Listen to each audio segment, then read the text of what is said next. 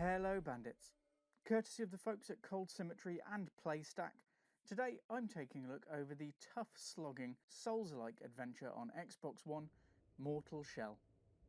It's a familiar one for those who've played From Software's Dark Souls, and within Mortal Shell you'll be wandering through various dystopian fantasy lands, slugging it out against enemies of varying strengths and sizes. While there's a lot which will be instantly familiar with the title, it does also have a few nuances of its own which I've really appreciated.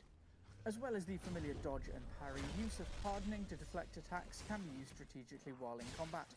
In addition, the various shells found throughout the title can have a solid effect on your play, and overall it has enough to distinguish it as a decent title in its own right. Mortal Shell is rated by PEGI at 16 and above, and by the ESRB as T for Teen. As a Souls-like title, it is one which is very combat heavy, as well as being supremely challenging as well. While the content in the title isn't the shock and awe you can get in other games, as you may have guessed, I would still say that due to the content, as well as the difficulty levels and general themes within Mortal Shell, it is not one suited for family play. And with that stacked up, onto the rundown. Visuals great. The visuals within Mortal Shell feel nicely polished, and I've not found anything which has troubled me. The camera is nicely controllable, and the different effects in game have been well implemented. Audio great. There's a strong soundtrack in-game, and the voice acting which is present has seen a solid performance. Effects in the title are good, and again I've not found anything here to be under par. Narrative good. It can be a little tough to follow at times in the true Souls-like style of rambling story elements placed in really strange places.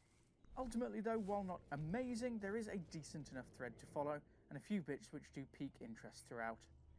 Replay fair. There are a small number of collectibles in the title, though with the speed of the game it's one which I'll probably not aim to go through again.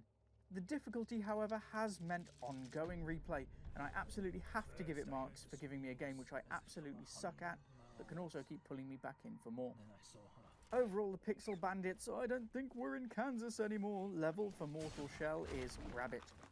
As a Souls-like title, it is one which really stands out for those who love a challenge, and at a fairly low price point, it's a good one to pick up if you're after a new experience. While familiar, however, it does enough to bring new game elements to the table to make it worth picking up.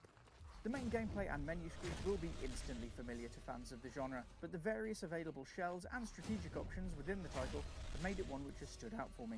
As a package, it's one which has been well put together and provides a solid Souls experience which is worth grabbing for those who feel like punishing themselves. And that's all I've got for you today. Don't forget to join the conversation over on Facebook and Twitter, and let me know your thoughts on this one as well. As ever, more reviews, streams, and absolute nonsense coming your way very soon, so don't wander too far.